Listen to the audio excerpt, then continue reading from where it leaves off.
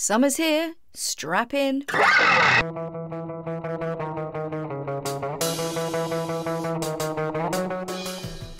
Hi, this is Erin, and welcome to Everything EFL, my little podcast about English language teaching and other teachy stuff too. Credit and honourable mentions will be given during the episode or in the show notes. Let's crack on. Hello, you gorgeous teacher. So lovely to have you here. If you're new, you are most welcome. If you're a regular listener, welcome back. Delighted to have you. So, what are we talking about this week? Summer. The one word that is guaranteed to strike fear into the heart of any teacher or academic team.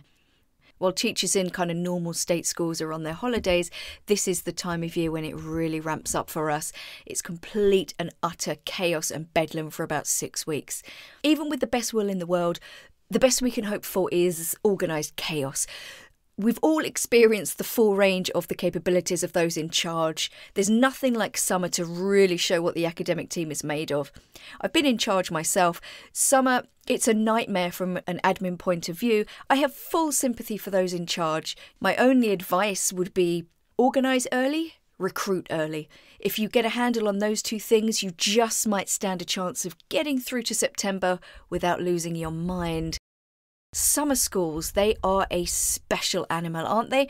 They definitely strike fear and dread into the heart of any seasoned teachers. So little warning here, guys, the following may trigger a mild form of PTSD in some teachers.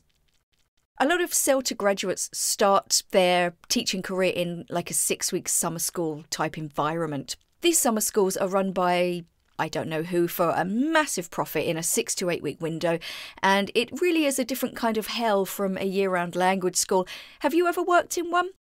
I'm being generous when I say they're pretty chaotic. They're usually understaffed, disorganised. A lot of new teachers start there for some experience. Talk about out of the frying pan and into the fire. Let me set the scene. Students come in and out of this school like cattle in some cases. They're short-termers. There are a lot of teenagers. If you live in an English-speaking city, you've probably seen groups of these with matching backpacks snaking their way through the city centre, usually with a poor group leader who's barely older than them. I mean, they seem to be having a great time. We'll get back to those students in a bit. First, I feel compelled to share my first EFL job experience, which was in a summer school just south of London. So the teachers arrived, but it was hours before we were given something to eat, before we could move into our lodgings. It was very clear very quickly that the organisation wasn't really there and the wrong person was put in charge.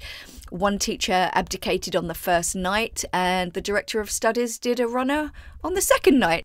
A group of Turkish students, actually a busload of Turkish students, turned up late one night with no warning from the sales office. The activity leader didn't think that printed lists of students were necessary for day tours. Off campus, to another location. That's the kind of place it was. I've got lots of fond memories too, the camaraderie of the teachers being the best one. It was an absolute scream because just of the whole, just the complete nonsensical organisation, and there was nothing else you could do but laugh. I could go on, but that's not why you're here, is it?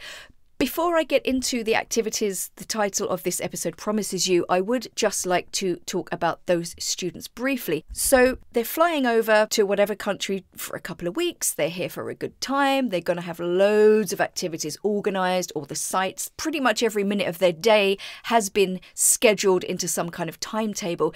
Learning English may be down on the list of priorities. Now, as a dedicated teacher, that is hard to hear, but it is the truth. So bearing that in mind, here's just a little bit of advice for you.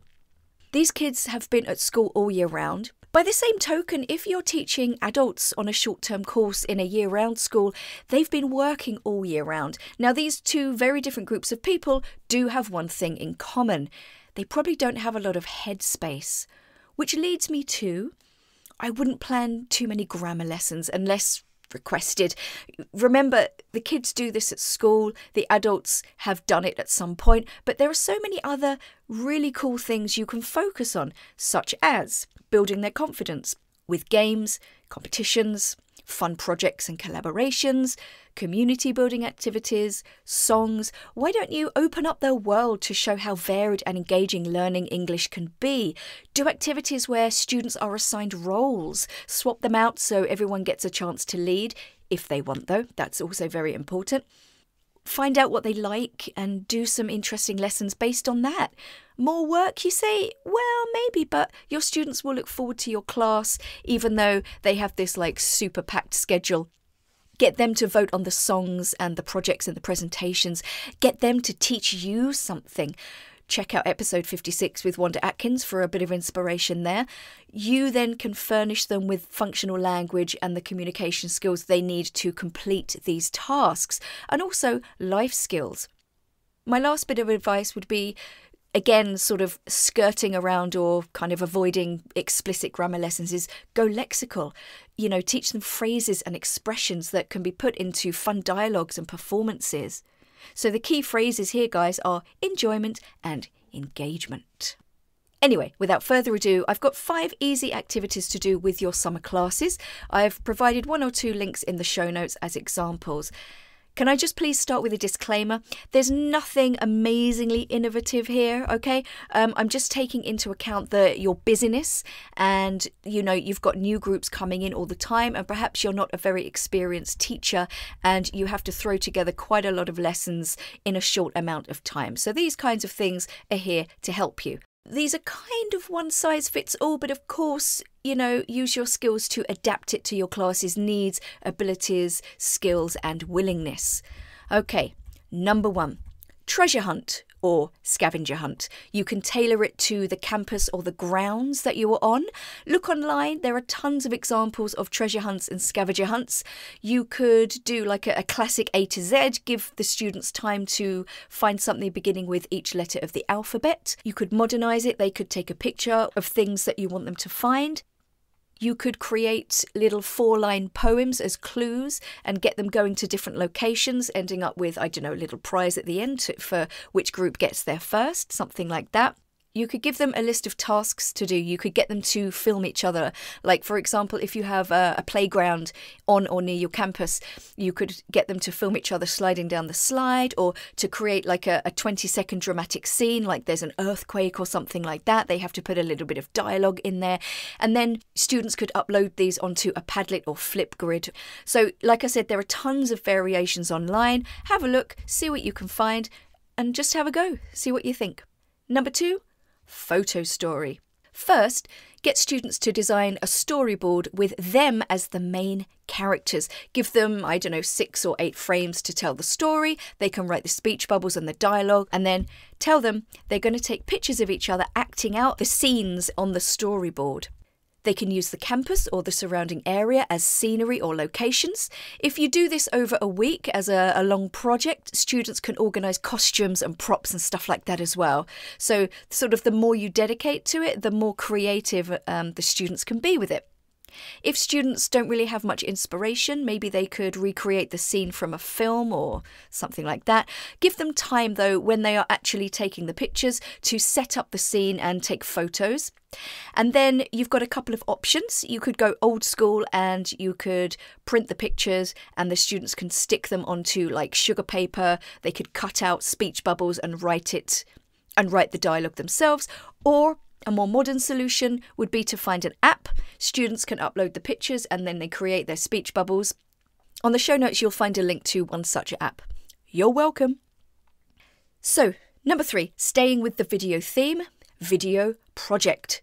Come up with ideas and vote, okay? So again, see what the students want to do.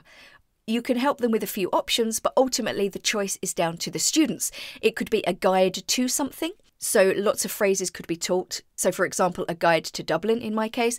They could choose an aspect of the place they're in and do a little video about the history of it or the tourist spots or something like that. Or maybe a how-to video. Furnish your students with the language they need, okay? The good thing about this, guys, is the language comes from the students. It's emergent language. So you are basically correcting the language that emerges from them. You're teaching them what they need for this project. Keep a note of some of this language though, because you have more language then to play with after the project is finished. You can recycle and reuse some of the language with gap fills, questions, correct these sentences, those kinds of activities.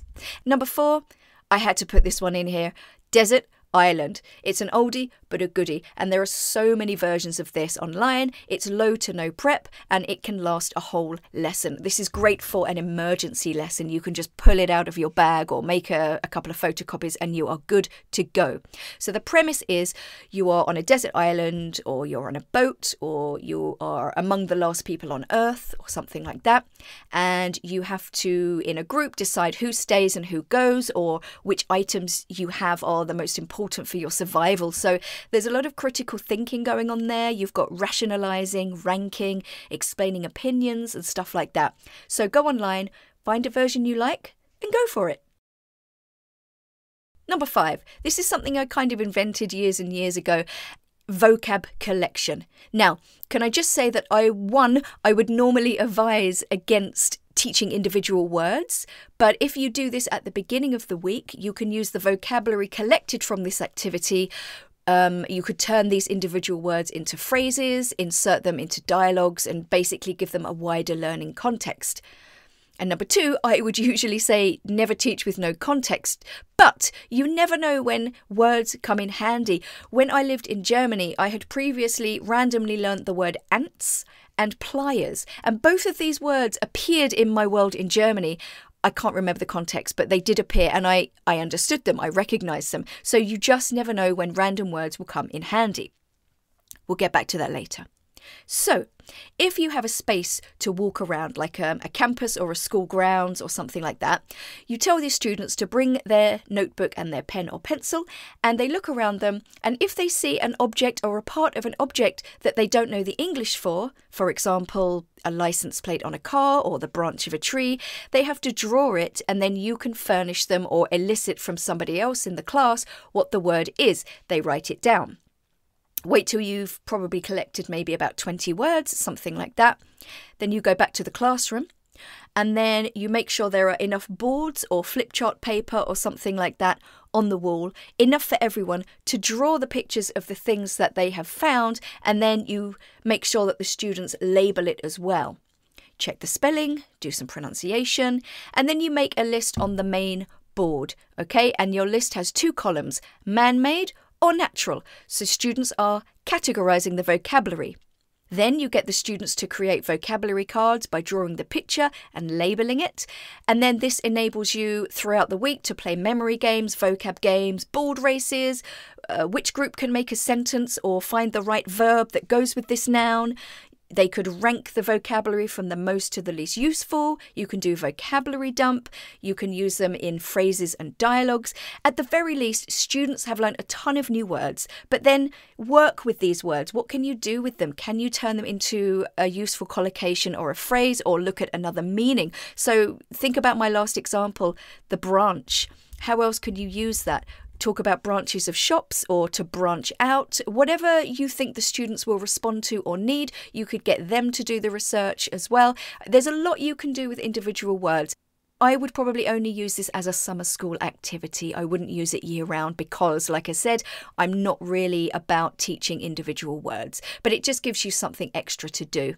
And then those vocabulary cards will always give you something. If you've got 10 minutes left at the end of the lesson, you can pull out the vocabulary cards and play a game with them. Now, I'm going to throw one in as a bonus. Design your own superhero. This was one of the first activities I was gifted by a more experienced teacher in summer school. So I'm going to gift it to you. So your introduction or your lead-in would be, let's say, take Superman or a superhero that they would all be familiar with, okay?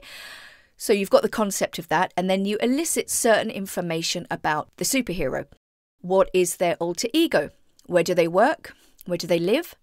What's their superpower? What do they typically wear? Do they have a cape? Do they have a sidekick or an ally? Do they have an arch enemy or nemesis? And then you get students to design their own superhero and label it. Now, some students are not great on this, but you could maybe give them some time on their phones or online to research, for example, fan art of superheroes or something for inspiration. tell them don't be afraid to steal things from different superheroes to make your own. You could put them in pairs if they're struggling, but then you could furnish them with language to describe and present this superhero. Marvel and the other one, whatever it is, are huge right now. So superheroes is a pretty good context. But I mean, you know, if they're not responding to superheroes or you find out they're not really into superheroes, is there some other kind of context where you've got a great example of a character and then students can invent their own? So that's it. My well is dry. What's your go-to summer activity that you reuse? I'd love to know. If you enjoyed this episode, I would really appreciate a review on Spotify or Apple. I would really appreciate you talking me up to another teacher, maybe sharing a link to this or any other episode. Hit that subscribe button if you haven't already. You can also follow me on Instagram, Facebook. I'm also on LinkedIn under Erin O'Byrne. You can send me an email with requests, comments, whatever you like. My email's in the show notes. But most importantly, guys, be kind to yourself and share the love. Bye.